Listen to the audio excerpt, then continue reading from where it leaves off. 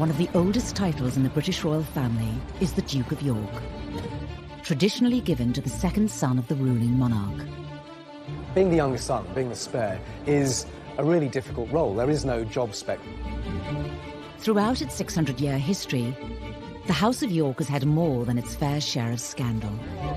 Dukes of York are ripe for scandal. There are always going to be pitfalls. Of course, you have all the perks and privileges of being royal and none of the responsibilities. Some very formidable characters in our island history have been Dukes of York. There's the infamous story of the princes in the Tower who were allegedly murdered by their uncle, Richard III. But now the current Duke of York, Prince Andrew, is facing scrutiny. As the second son, Andrew spent his childhood and, of course, his adult life he has spent in the shadow of his older brother. A bit naive, but then his judgment has always been a bit naive. Did you have to go by private jet to Newcastle? Yeah, because there was no other way of getting there and back. A naval officer and celebrated war hero. When there are missiles and things flying around, at that precise moment, you are on your own. I don't call it escapism at all. James Bond is escapism, and I'm not a commander yet. A playboy prince, once second in line to the throne. I think he was always seen, as Prince Charles said, as the handsome one, a bit of a favourite of the Queen. He had a good life. He had all the privilege with none of the responsibilities. Now caught up in a story that has shocked the world. I think it's fair to say that this is a scandal of an entirely different nature. This is by far the most damaging of allegations. Poor old Prince Andrew, he rarely seems to be out of the papers these days. Prince Andrew, you're going to resign, Prince Andrew. You're an embarrassment, sir. What impact will the current Duke of York have on the future of the monarchy? He's never been far away from controversy, but his connection with Epstein, that ill-fated friendship, has inflicted the greatest damage on his reputation as a member of the royal family. What will this latest scandal mean for the House of York?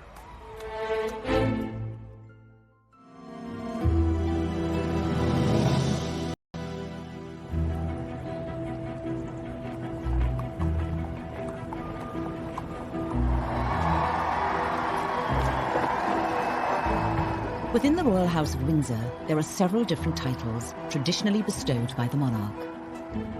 Wales, Cambridge, Sussex, and York. The Duke of York, it's a very noble title. It's traditional. Duke of York, and he's now at the centre of a media frenzy, following the suicide of disgraced financier Jeffrey Epstein. And there is an old saying out there that says, tell me who your friends are and I'll tell you who you are. Prince Andrew certainly isn't the first Duke of York to be at the centre of controversy. When one looks at second sons of monarchs, is that they are they're a heartbeat away, if you like, from the top role, the top job. Dukes of York have, over the course of history, been rather colourful characters. The title Duke of York goes back to the creation of the House of York in 1385 by Edmund of Langley. For over 80 years, the title was passed down through the male heirs until the House of York became a royal household. In 1461, during the War of the Roses, Edward, Duke of York, seized the British throne and became King Edward IV of England. He gave the title Duke of York to his second son, Richard, a tradition that has continued to this day. The first second son to have that title was Richard, Duke of York. And Richard, Duke of York, was right bang in the middle of the Wars of the Roses, at that time when the houses of York and Lancaster, both which had claims to the throne, were basically fighting for the throne. But Richard's life would be a short one after he disappeared in mysterious and macabre circumstances. There's the infamous story of the princes in the Tower who were allegedly murdered by their uncle, Richard III, the king in the car park, as many people know him. And allegedly he killed his nephew in the Tower because he wanted to be king himself. The story goes that the 9-year-old Duke of York, Richard, and his older brother Edward were locked away in the Tower of London as part of a villainous scheme to claim the throne. Their bodies were never found. history holds that, you know, their bones are there in the Tower of London. With no male heir, the Duke of York title went into extinction with 9-year-old Richard's death. But just over a decade later, after a shift in the monarchy, the title was given to the next second son in line to the throne, a certain Henry Tudor. Infamous Henry VIII, of course, was also a second son. He was the second son of Henry VII. He wasn't supposed to be king, but when his brother, Prince Arthur, died, he not only married his former brother's wife, but he also became king. Arguably one of the most notable Duke of Yorks to become king is Prince Andrew's grandfather. Some very formidable characters in our island history have been Dukes of York. The Queen's much-loved father, on whom she pretty much has based her entire reign. So she holds that position extremely dear to her. The Duke and Duchess of York with their little daughters arrive in the first carriage, and Princess Elizabeth lingers on the steps to take stock of the scene. The abdication of Edward in 1936 paved the way for Albert, the Queen's father, to give up his title as the Duke of York and become King George VI. When the Duke of York realised that he was going to have to become king, he broke down and cried. Because he said, I don't know anything about it. I haven't trained to do this job. And you certainly do need training to do that job. To be placed in the position of having to choose between love and a throne is one of life's most tragic dilemmas, even if the dilemma is of the king's own making. It's one of the most pivotal moments in the history of the British monarchy. Princess Elizabeth, as the daughter of the Duke of York, yes, she probably would have been a working royal, but her whole destiny was changed. And in fact, the history of the British royal family was changed. Over time, the Duke of York role has become known as the spare heir. Being the youngest son, being the spare, is a really difficult role. There is no job spec for it. There are always going to be pitfalls. Of course, you have all the perks and privileges of being royal and none of the responsibility. The Dukes of York are really ripe for drama and almost inevitably going to be problematic as they try and find a role for themselves when they don't actually have in their sights the big job, which of course is the crown. One of those titles that goes through the ages, and you try not to live up to a previous one, but eventually something comes up and smacks you in the face. Prince Andrew would not receive his official title of Duke of York until his marriage in 1986. But from birth, he was in the headlines, being the first child born to a reigning monarch for 103 years.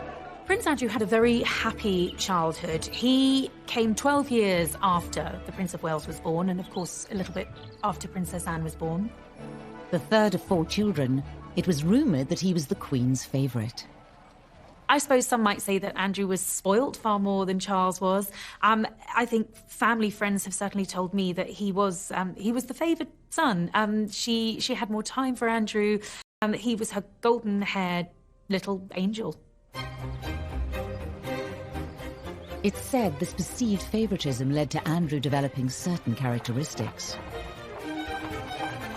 He was quite cocky. He had a reputation as he grew up at school for being a little bit self-entitled, certainly very aware of who he was, a sense of self-importance. I think he was always seen, as Prince Charles said, as the handsome one, a bit of a favourite of the Queen. You know, he had a good life. He had really all the privilege with none of the responsibility. In 1979, Prince Andrew would find a role for himself when he joined the Royal Navy as a helicopter pilot. Harping master is on. FCS, Niles, trims, set, lights on. He wanted to make the Navy really his career for life, and he was a diligent young officer, with 1 or 2 exceptions. I mean, he is famously said to have remarked to one senior, very senior naval officer that a senior officer could call him H, being short for HRH. And the senior officer said, "And you can call me sir." And that, again, it gives you an idea of what the young Andrew was like. Basically, what I'm here for is to work the ship up into aviation, and also myself back into the deck. And actually getting back on the deck on a dark night is quite exciting. He was a good naval officer, diligent, hard-working.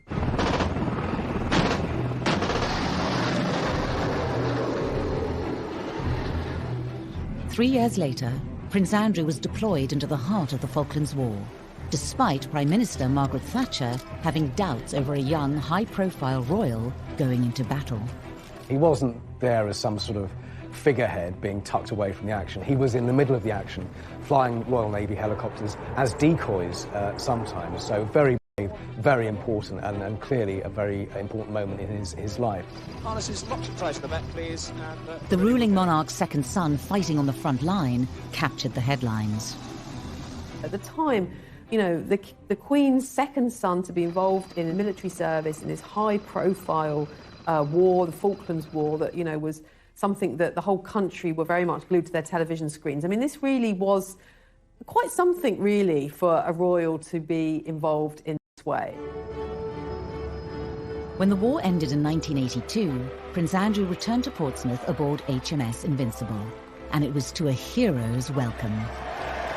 I don't think anyone will forget the images of the war hero Prince coming back from the Falklands, you know, the golden boy of the royal family with the rose between his teeth, and being very much hailed a national hero. When you lie down on the deck, and at that moment when there are missiles and things flying around, at that precise moment, you're on your own. And that's all there is. At that point, his reputation was probably at its absolute peak. That was, you know, that was Andrew's all-time high. And this was absolutely amazing. It really was. After the Falklands War, you know, he was the golden boy of the British monarchy. Upon his return, the prince's love life would make front-page news. Andrew was blessed with the best looks of the young Windsors, and he liked girls. And girls seemed to like him. Most famously, he dated beautiful brunette actress Koo Stark. This was all quite titillating and exciting in terms of who Andrew was dating. And I think fueled that image of him being a bit of a playboy prince. For a long time, people thought they were incredibly well matched. She was a very sexy girl. She shared many interests that Andrew had. And she was sparky, but she knew how to behave, if you like, in royal circles. Andrew whisked Koo away to the Caribbean island Steep, under the alias Mr. and Mrs. Cambridge. She was even given the royal seal of approval. Their relationship was so close that Andrew introduced her to his mother. Well, of course, that sparked a frenzy of speculation in the press that an engagement announcement was just around the corner. The royal romance soon turned to scandal. Unfortunately for Andrew but particularly for Koo, she had a past. It turned out that, you know, not only was she an actress, but she'd actually appeared in some pretty risque movies, which really were the death knell of the relationship. We just embarked on the Diana years. Attitudes towards the royal family were changing. They were incredibly popular. They didn't want to do anything that might jeopardize this reach they had with the public. Advisors around the royal family felt that she was an unsuitable figure for Andrew to be seen with, which was a great shame because I think they might have made a very successful team. Andrew and Koo eventually split up, and the prince went on to have a string of high-profile relationships. He definitely had a penchant for pretty women. I don't think it necessarily mattered whether they were brunette or blonde. The girls fell for him. Quite a number of girls fell for him, and he had a succession of girlfriends, and in those days there weren't many royals around to write about, and Andrew was ripe for being written about. The media dubbed him Randy Andy. I think the Playboy image was rather good for the royal family. I think it gave them a dose of Hollywood glamour that they were lacking, and it was quite exciting. To some extent, the reputation, the sort of Playboy prince was deserved, but, you know, in the same way that, you know, young royal princes will be young royal princes. The press loved this. You could see that this was, you know, Andrew at his prime. By the mid-1980s, despite a reported Playboy lifestyle and front-page headlines, the future Duke of York was a popular member of the royal family. I think he was brought up to believe that he was terrible. Despite being the spare to the heir, he was going to make a success of this. How then did he become embroiled in one of the royal family's biggest scandals? Prince Andrew, are you resigning? I think Prince Andrew's friendship with Jeffrey Epstein has been one of the most damaging things to happen to the royal family within the last 30 or 40 years.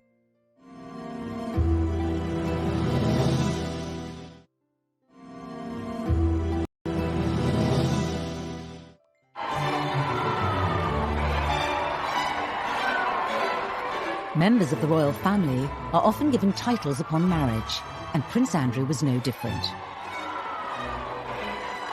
After marrying Sarah Ferguson in 1986, his mother, the Queen, bestowed on him the title Duke of York. With the dukedom came a royal salary of around £300,000 a year. A Royal Duke of York coat of arms with an emblem made up of an English lion, a Scottish unicorn and anchor. And a brand new family home, Sunninghill Park, a 12-bedroom mansion in Surrey.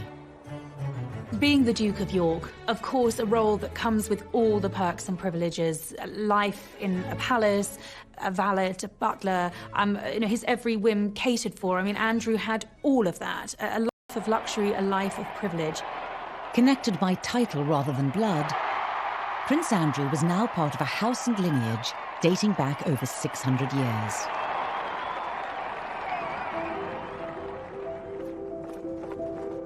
But his chapter as the Duke of York would not be free from scandal.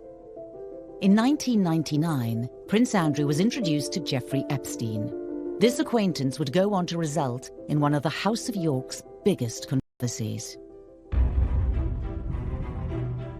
Jeffrey Epstein was a multi-millionaire American hedge fund manager who socialized in the company of rich, powerful men and beautiful women. I think they became friends very quickly. Andrew has always been attracted to rich men and money, and Epstein was, by all accounts, a charismatic fellow. There's one thing in America that trumps cash. It's royalty. Epstein had the cash, Andrew had the cachet.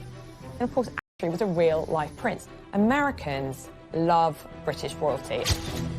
In 2008, Jeffrey Epstein was found guilty of procuring a person under the age of 18 for prostitution, and went on to serve 13 months in prison. Prince Andrew's past meetings with Epstein before he was convicted were now under intense media scrutiny. Andrew would invite him to Balmoral, the Queen's private home at Balmoral, invited him shooting at Sandringham, the Queen's private home, and, was really kind of invited into the heart of British society. Many assumed that with Epstein having spent time behind bars, the Duke of York would cut all contact. What was so staggering was in 2011, after Epstein had been released from jail, Andrew was photographed walking with him. It was an extraordinary image, and the whole story and the scandal, if you like, about Andrew and his questionable tastes in friends really springs from that photograph. Andrew felt that he could still remain on amiable terms with Epstein. A bit naive, but then his judgment has always been a bit naive. It was around the time of Epstein's release that a photo of the Duke of York and Virginia Roberts, now Giuffre, appeared in the world's press. Although some close to the prince claimed it was a fake, and the story went quiet. 4 years later, things went from bad to worse for the Duke of York, when Virginia Roberts implicated him in the growing sex scandal. Virginia Roberts claimed she'd been essentially recruited as a very young girl by Epstein, and Prince Andrew had slept with her 3 times. Prince Andrew strenuously denied all allegations, and the accusations were later thrown out of court after the judge ruled them immaterial and impertinent. At the moment, these are allegations. Nothing has been proven, and in this country, you are innocent until proven guilty. Nonetheless, allegations of this nature are incredibly damaging. Did you recover from this, sir? In 2015, with questions still looming over the Duke of York, he was forced to address the accusations during a royal engagement. Firstly, I think I must want, for the record, to refer to the events that have taken place in the last few weeks. And I just wish to reiterate and to reaffirm the statements which have already been made on my behalf by Buckingham Palace. This was one scandal that would not go away. In July of 2019, Jeffrey Epstein was charged with further counts of sex trafficking.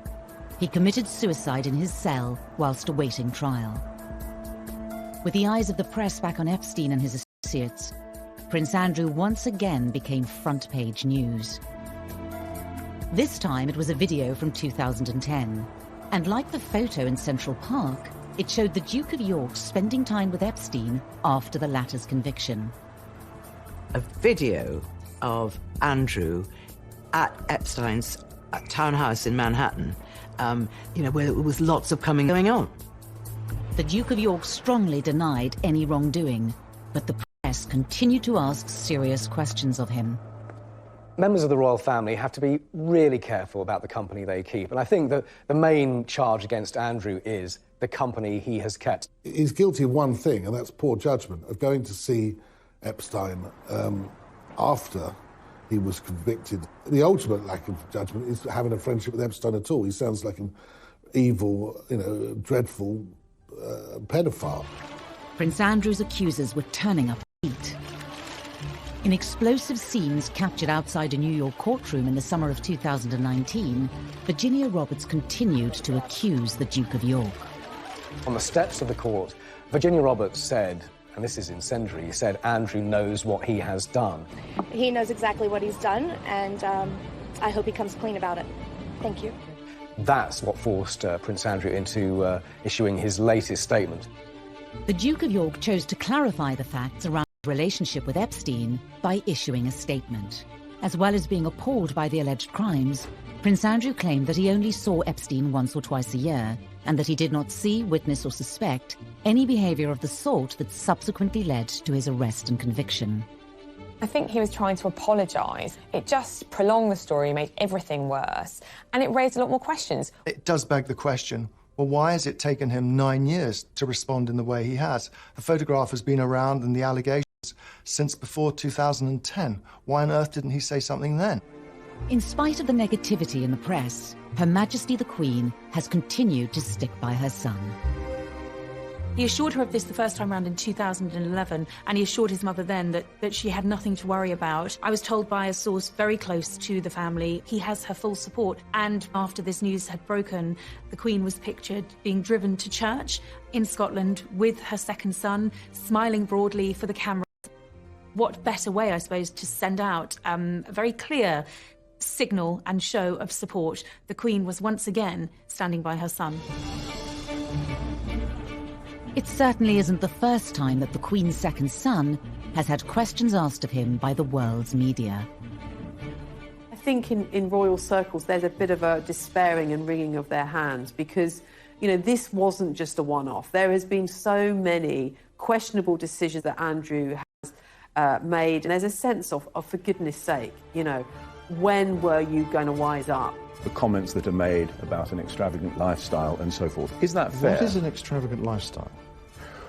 Travelling by private jet?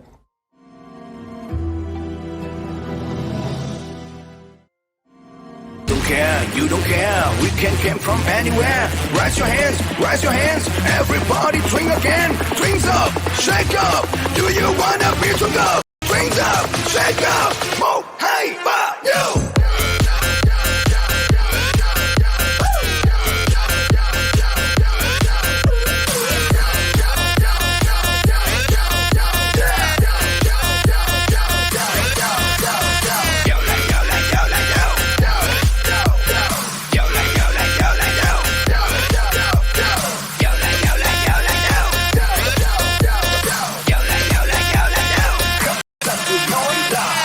Ta là một gia đình là phải nhiệt tình để mà uống hết mình ta cùng nhau sắp sinh, vì bất khả ép bất khả tư, lừa được cũng ép sắp ép cũng phải như.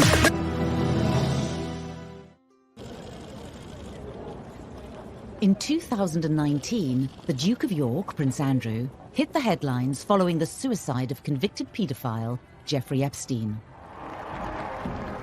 His association with Epstein was another controversy to add to the growing list that has plagued the House of York.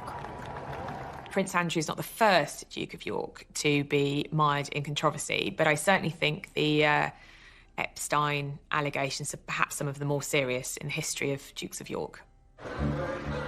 But this latest scandal isn't Prince Andrew's first brush with the press. In 2001, Prince Andrew stepped down from his military position in the Navy to take on a parliamentary role as the British Trade Ambassador. There was always the question of what next for the Duke, and this ticked all of the boxes.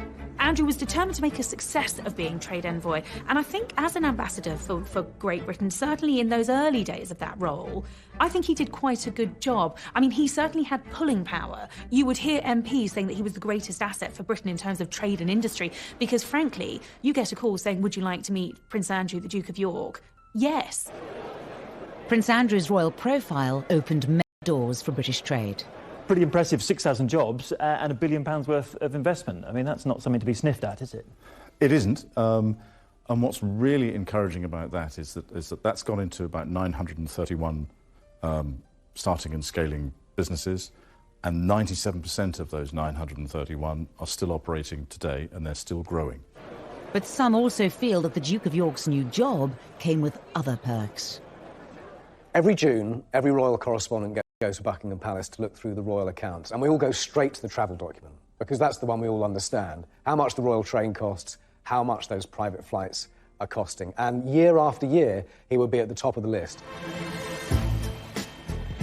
Or in what used to be known as a Queen's Flight aircraft, and he'd do the business on behalf of British Trade International, and then he'd go off and get the golf clubs out the boot of the plane and go off and play golf. The Duke of York's frequent travel and mode of transport quickly garnered him yet another nickname. Air Miles Andy was a nickname which refused to shift for many, many years. He was stung by the nickname because he thought it was slightly insulting to him, as though he was just sort of gallivanting around the world, having fun, whereas his argument was, look, he's there on official business. He's doing what the government asked him to do. One year in particular, Prince Andrew cost the British taxpayer over £500,000. This was seen as not on. And quite frankly, it wasn't on. It's not the sort of things you do. If you go out and you're there doing a job of work on behalf of UK PLC, you do the job of work, you come home. If you want to go and play golf, and you make your own arrangements, get on an aeroplane and pay for the fare yourself and fly off. And unfortunately, he didn't do that. The Duke of York agreed to a one-to-one television interview. I am not doing this, as it were, for my own good. I am not getting any return for this. This is all done on behalf of the UK. It's not done on my behalf. If I was doing it, I wouldn't, as it were, allocate my time in this way. Can I ask you, as I inevitably must, about the criticism that is sometimes, even often, levelled at you in this job? The comments that are made about an extravagant lifestyle and so forth. Is that fair? What is an extravagant lifestyle? Travelling by private jet, using helicopters when you could take a train? But it is again, it is the maximisation of my time for the best value for money, and that's the way that and I'm not the one that makes those decisions.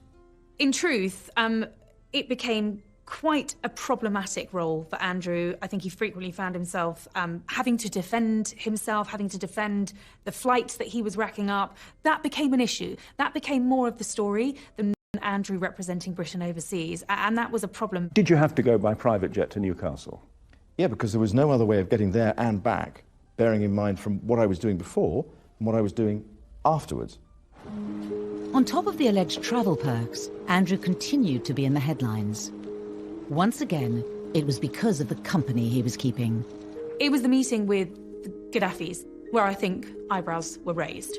He entertained the ousted former president of Tunisia at Buckingham Palace. The fact that Andrew went out to foster these questionable relationships, offshore billions, was incredibly appealing to Andrew. He's not good at picking his associates. He's not good at picking his, I won't say friends, but acquaintances.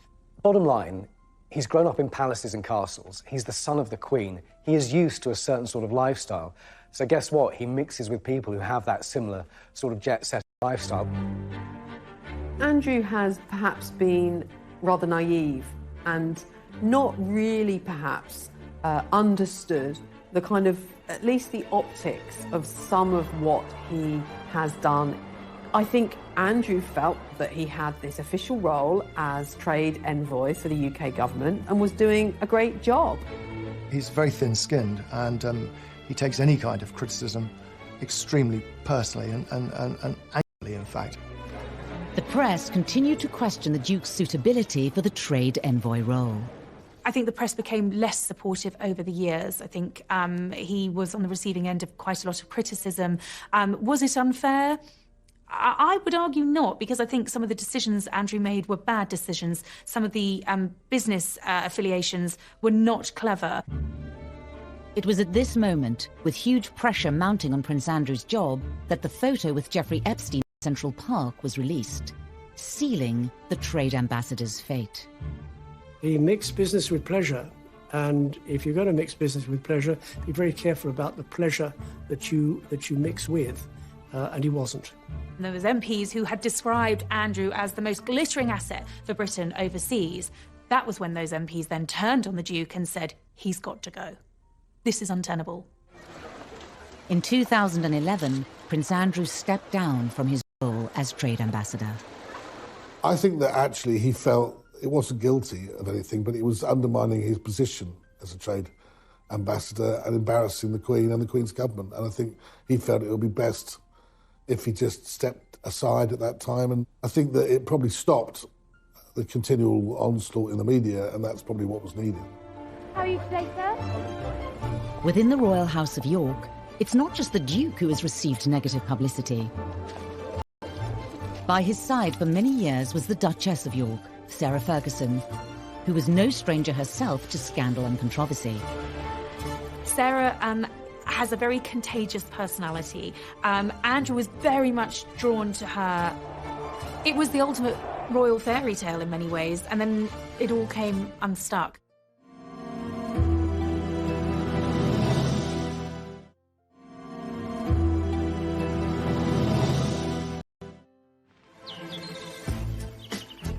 Prince Andrew has spent most Playboy Prince and a much-talked-about trade ambassador. He received his official title from the Queen and became the 11th Duke of York upon marriage.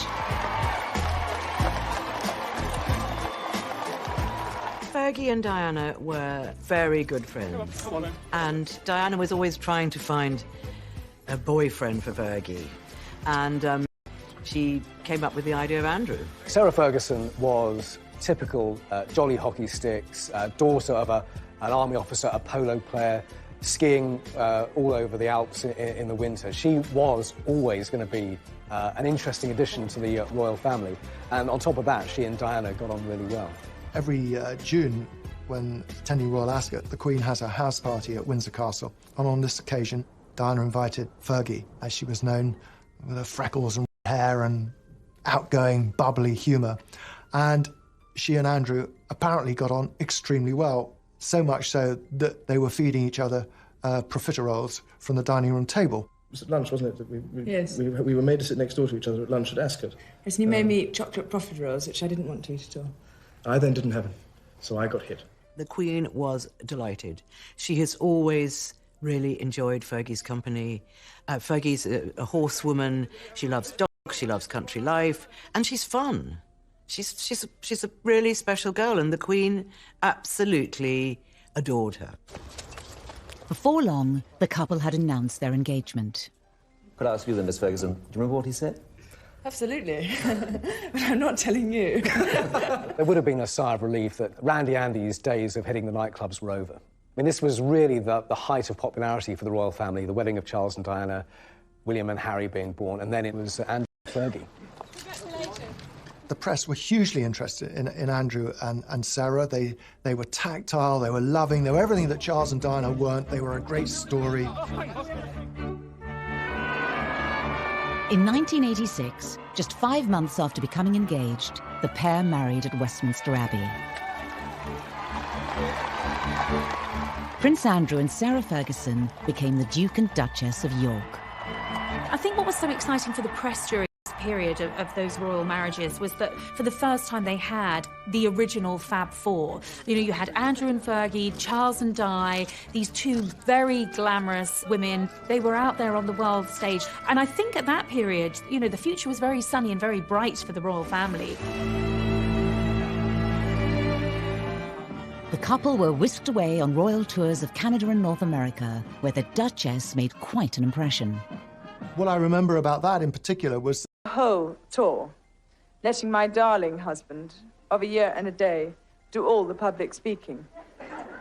So we agreed, for once, that I should have the last word tonight. I think Andrew was very proud of her. I mean, she complimented him, if you like, in a way. She rubbed off some of his rougher edges. I mean, he was still a slightly abrasive character. She was good for him, yeah. One of the royal couple's stops was Hollywood.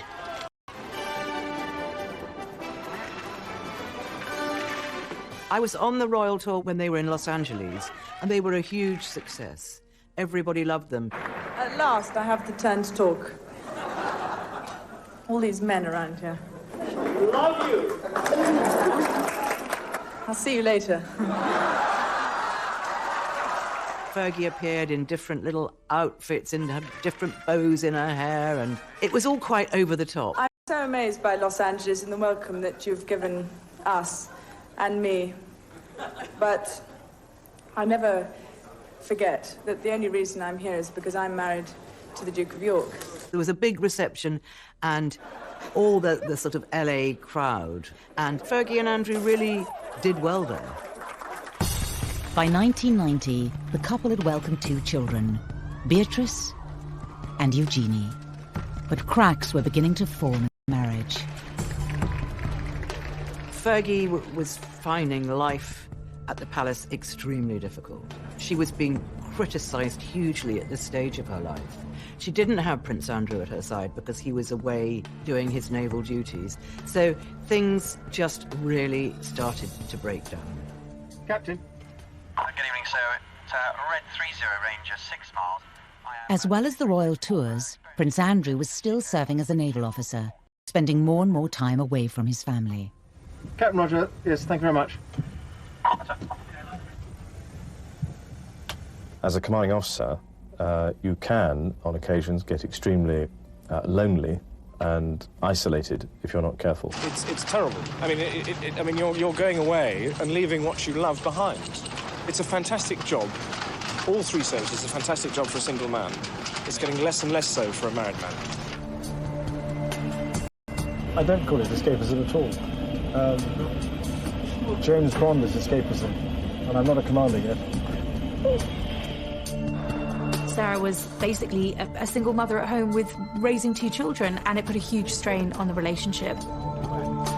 The couple's marriage was under intense media scrutiny. Rumours of affairs began to circulate in the press. Fergie was already taught that the marriage was in great difficulty. She felt neglected by her own husband.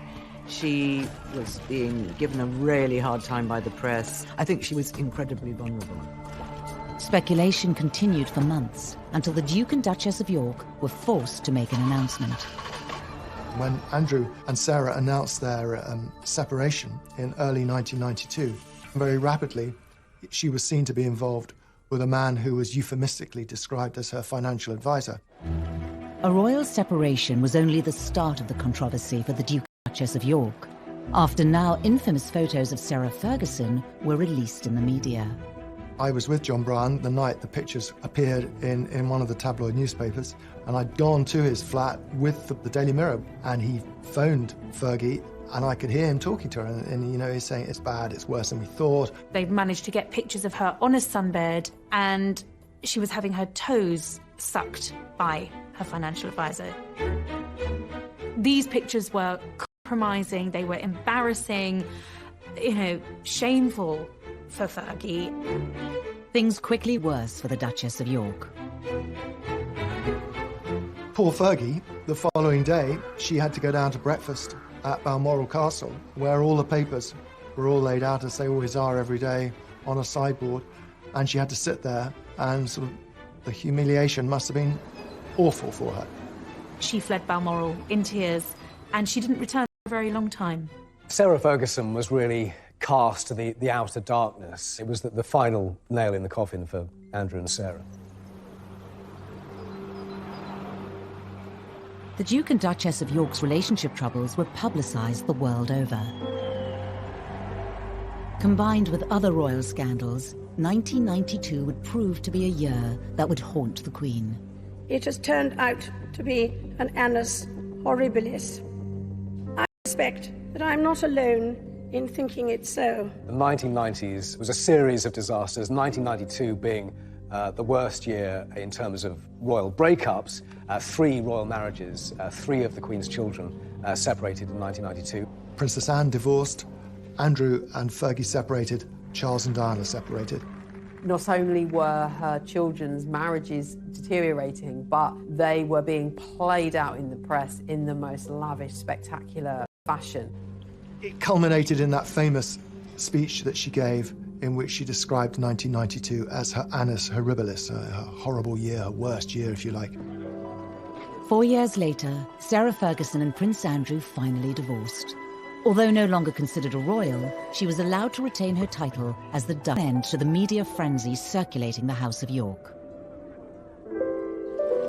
You know, Diana took millions from her divorce with Charles. Fergie took pretty much nothing. So Fergie is constantly chasing her tail and running out of money, and so she goes to more and more desperate means. She became a bit of a liability to Prince Andrew, and therefore I think he realised, and certainly the royal family would have realised, that, you know, while she still had these debts, she was a massive liability. Despite her divorce from Prince Andrew, in the late 1990s, Sarah Ferguson, the Duchess of York, embarked on an unofficial tour of the United States. She got involved with Weight Watchers. She seemed to be basically doing anything she could to earn a living, make some money. She had huge debts. She would spill her thoughts or her emotions in front of anybody who would listen to her. She became a kind of darling on the Oprah Winfrey kind of circuit in America. And this was exactly what a royal, even a sort of ex-royal, should not be doing. And she really did cause embarrassment to the royal family. Prince Andrew also found himself back in the headlines after he sold the marital home, Sunninghill Park in Surrey. The 12-bedroom country residence had been a gift from Her Majesty the Queen. He wanted to get it off his hands, and it was on the market and wasn't selling. And then, lo and behold, it was bought by one of the contacts he'd made through his travels, the son-in-law of the then president of Kazakhstan. And this generous individual not only bought the house, but he bought it for £3 million more than the asking price. It provoked many questions as to why. The answer has never satisfactorily been given. At the time, a spokesman for Prince Andrew said there was never any arrangement or impropriety, and that £12 million was a guide price, not an asking price. In 2010, rumours of bankruptcy for Sarah Ferguson began circulating in the press. And the Duchess of York became part of a huge sting from the news of the world, as seen here in a secret video recording. If we want to do a big deal with Andrew, then that is ridiculous. I do want, of course. Okay, of course. So you 500,000. The fake shake for the news of the world got lots of exclusives, filming people agreeing to stuff or taking money, and the cash for access story with Fergie was incredibly damaging. It was another black mark against her. And then you meet Andrew. In the video, she is seen talking to the now discredited fake sheikh, offering access to Prince Andrew for £500,000. No one was surprised when she found herself a victim of a pretty unpleasant newspaper sting, and they got her on film boasting that she could get access. Embarrassing once again for the royals. The Duchess of York has said she was devastated by the news of the world sting, and that it was a serious lapse in judgment. She also later added that she felt tricked. Sarah Ferguson's reported financial difficulties would see a return of Jeffrey Epstein. In 2011, the Duchess of York admitted to accepting £15,000 from Epstein to help pay off her debts. One of the other complications to the story of Epstein and Andrew is the fact that the Duchess of York herself was acquainted with Epstein, and indeed he lent her money for the infamous debts that she had after her divorce to Andrew. Epstein was among a number of rich men who helped to bail her out. A bad choice, and I think the Duchess has since recognised that she should not have accepted money from him. Sarah Ferguson later said she had made a gigantic error of judgment. It all just is very, very, very unfortunate, and it's again this kind of lingering bad taste that Epstein has brought to the royal families. reputation in regard to both Andrew and Sarah. Despite all the controversy, over the years, Prince Andrew and the Duchess of York remained close. What I find remarkable is that despite all of the scandal, you know, the debt, the controversies, Andrew and Sarah have remained the best of friends.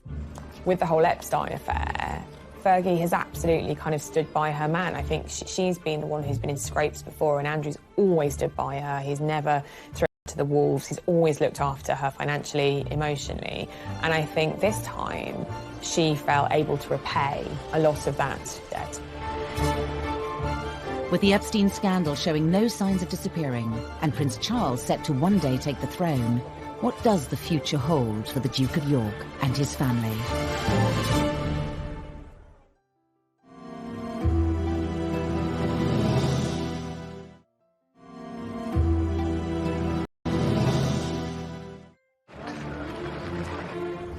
Over the years, the House of York has been embroiled in damaging scandals, none more so than the association with disgraced financier Jeffrey Epstein.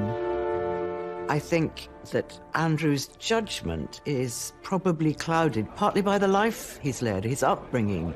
He's been protected from the world. And royal insiders say that the whole affair has impacted Andrew's relationship with his older brother Charles, who as future king will have ultimate say over the future of the British monarchy and Andrew's role. My understanding from a source very close photographed walking in Central Park, his advice to his brother was to leave that relationship well alone. It was a relationship that I think had worried Charles from quite an early stage, but that picture was really the nail in the coffin for Charles. It was when he said to his brother, stay away from this. But of course, that advice came a little too late. Could the scandals of Prince Andrew lead to the marginalisation of the House of York? There is a battle going on right now behind the railings of royal palaces about the future size of the British monarchy, about slimming it down, about getting rid of the minor royals from the public funding and so on. There was a glimpse of the new potential slimmed-down monarchy at the Queen's Diamond Jubilee in 2012. The Duke of York and his two daughters, Princesses Beatrice and Eugenie, were noticeably absent, further fueling speculation that Prince Charles was beginning to sideline the House of York. Andrew and his family not being invited to appear on the balcony at Buckingham Palace for the Queen's Jubilee was really significant because it was a real statement of intent by Prince Charles. This was the future of the royal family. William, Harry, Kate, Charles, Camilla, the Queen. Andrew and Eugenie and Beatrice were nowhere to be seen. And Andrew very much felt the snub, but Charles was proclaiming it very publicly by saying this is the current monarch, this is the future monarch, and this is the future of the royal family in a very, very public way. And it was like, no, Andrew. It's the Magnificent Seven, as they then were. That's Charles's vision of a modern monarchy. It's not a balcony stuffed full of 20 or 30 people. Andrew's not stupid. He's noticed that, and he is absolutely campaigning for a future role, a bigger role for Eugenie and Beatrice. Now this has provoked an enormous conflict, largely between Prince Andrew and his brother Prince Charles. It's Charles who's driving this idea of a slimmed-down monarchy, and it has been from Charles's side of the argument that Beatrice and Eugenie should perhaps be pushed out of the limelight. As well as criticism levelled at the Duke and Duchess of York, their daughters, Princesses Beatrice and Eugenie, have also over the years been criticised by the press. In particular, their cost to the taxpayer. As royal princesses, they'd had full-time wraparound royal protection. Royal protection, armed police officers, is a very expensive business. It's a necessity for frontline members of the royal family, but when the public began to question the costs involved in security were particularly about Beatrice. On exotic holidays, why should we pay police protection? Which is quite right. It's like, well, why are we paying for this when she's not going to be a future working royal? And so Andrew, under a lot of public scrutiny, was forced to pay for it himself. He was not very happy. Money was stopped in 2000. and 11 to pay for all these police protection officers for both girls, and then they lost the sovereign grant, which meant they would not get money paid out of the sovereign's purse because they weren't going to do royal duties. It was decided that the working members of the royal family would be limited to the 4 children of the Queen and then Charles's children, the heirs' children, because it was decided that we didn't want to have too big a reign on the sovereign grant. But Andrew wanted both his daughters to be working royals. I think he wanted the status for them.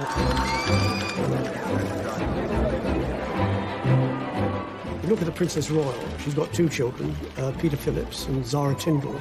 Both of them, without titles, have made their way in life quite admirably, without any handouts from anybody, without any titles, and it's worked for them. And if it's worked for them, then it should work for Beatrice and Eugenie. In 2018, Princess Eugenie married her long-term boyfriend, Jack Brooksbank, amid all the pomp and ceremony of a royal wedding, the scale of which many believed was Prince Andrew's way of putting his family back into the royal limelight. There was criticism over Eugenie's wedding. It was paid for privately, and yet, you know, there was still questions asked over whether it was absolutely necessary to have 2 wedding dresses, 3 days of parties. And I think for the Yorks, it's hard for them to escape that sort of controversy because they have been known for their exuberant spending over the years. Prince Andrew, you know, becomes very grand and royal, and he makes things happen. You want to get married in St. George's Chapel? You'll get married in St. George's Chapel. You want the biggest party the world has ever seen in my back garden? You'll have it. Andrew was at pains to point out that this was a bigger wedding than Harry and Meghan's, and that they'd invited more people to fill St. George's Chapel. Of course, that was the same place that Harry and Meghan got married a couple of months earlier, because Jack and Eugenie had so many friends, so more people had to come. Eugenie had 3 days of parties. It was almost Andrew saying, yeah, Meghan and Harry, whatever you can do, I can do better. And with Beatrice's recent engagement to Italian property tycoon Edoardo Mapelli Mozzi, speculation regarding... And it was rumoured in the press that Prince Andrew was keen for his daughter's husbands to have royal titles, something the Duke of York denied.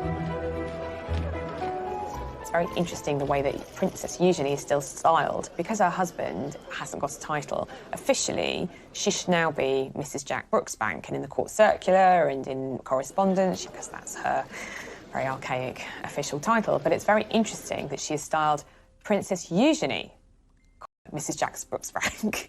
So I think that was very much a sign from Prince Andrew that his daughter should be remembered, that she's still a princess. Despite Prince Andrew's best efforts to keep the House of York front and centre, what will the Epstein scandal mean for the Duke of York?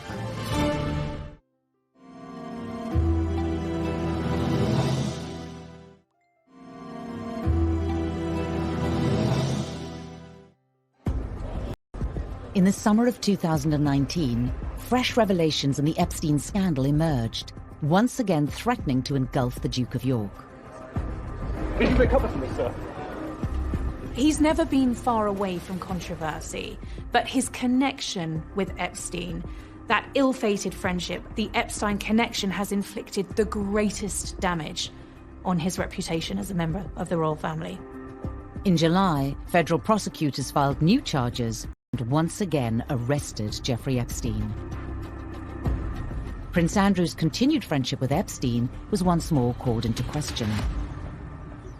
Previously unseen footage of Prince Andrew in Epstein's Manhattan townhouse appeared in the media. Although it had sort of slept dormant for 4 or 5 years, it burst on the scene again. And they showed a video of Andrew at Epstein's townhouse in Manhattan, you know, where there was lots of comings and goings with young women. So the world is saying, how could he not have known what was going on? This has been a very turbulent summer for the royal family. Buckingham Palace has gone into firefighting mode. They're defending the Duke of York against the most serious allegations to plague him in his royal career. There are questions that many believe the Duke hasn't completely answered. Epstein's suicide whilst in custody meant he never stood trial. of the new allegations. Epstein killed himself shortly before going on trial again, and so his accusers feel that they have been cheated of their day in court. Footage captured on the steps of a New York courthouse showed Virginia Roberts, now Giuffre, renewing her accusations against the Duke of York. He knows, of course, the wider allegation of what he knew about what Epstein was doing. Did he really see nothing, as, of course, he has strenuously insisted is the case? Now that Epstein is dead and is not going to have his day in court, it's hard to see how Andrew can properly and conclusively shut these allegations down. The case against Epstein was dropped after his suicide, but there have been calls to investigate some of his associates. With the Duke of York named in court papers in 2015, Virginia Roberts' lawyers have asked for Prince Andrew to come forward and be interviewed under oath, despite a judge ruling comments about him be struck from the court record for being immaterial and impertinent. Andrew has never been spoken to by American law enforcement agencies. Buckingham Palace has been at pains to stress that if people want to talk to Andrew, they can. I mean, of course they would say that, wouldn't they? Whether that would actually happen is a different matter. If the Duke of York were to testify, it would be the first time in history that a member of the British royal family has appeared in a US court. Andrew clearly in his statements repeatedly has said, I didn't do anything wrong, I didn't know anything wrong was going on. The statement hasn't appeased the various Epstein victims in America, and in particular one has said that Andrew knows what he has done, and the lawyer is calling for Andrew to go to the US to testify. Virginia Roberts gave a televised interview to American television program Dateline for NBC. It was a program watched by millions, in which she further detailed her alleged interactions with Prince Andrew. The first time in London, I was so young. Keelan woke me up in the morning and said, "You're going to meet a prince today." I didn't know at that point that I was going to be trafficked. This is not a trial by the media. It is an investigation. And it is not up to newspapers to point fingers. It's not up to newspapers to put him on trial.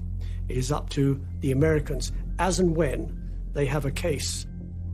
Will he be a hostile witness to the FBI inquiry? Will he be dragged into some court case in America? That seems less likely.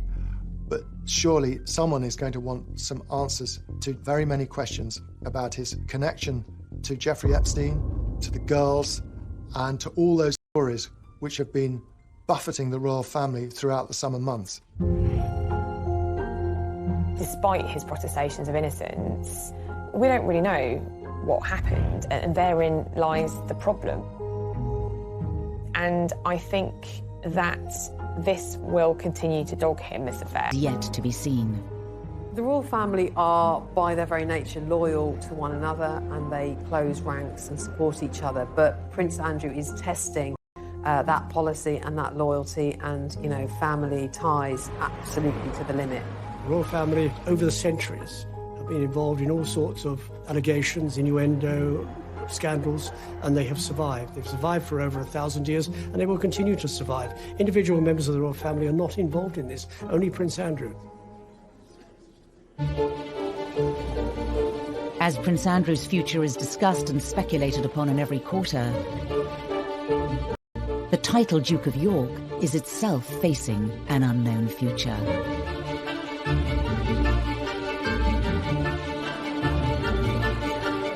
Because Prince Andrew has no male heirs, the title is due to end.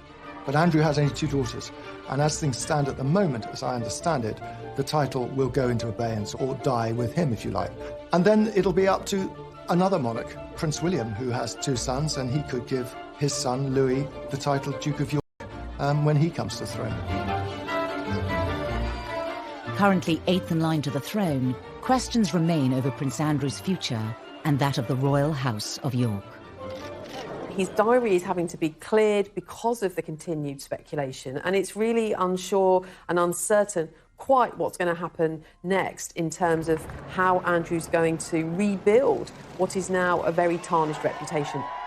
He's never going to get rid of this stigma. But it doesn't mean he can't live with it. It doesn't mean he can't go on, but it will always be there now. There is talk that he might withdraw completely from royal life. But he can't disappear completely. He's a member of the royal family. He cannot resign from the royal family. He is still Prince Charles's brother and the Queen's favourite son. This is very damaging for the reputation of the Duke of York. He would say, at worst, he's been too loyal to a friend, and he shouldn't have continued the friendship with Epstein. But, you know, when you have people on the steps of a court in New York saying he knows what he has done, I don't think anybody thinks this is the end of the story.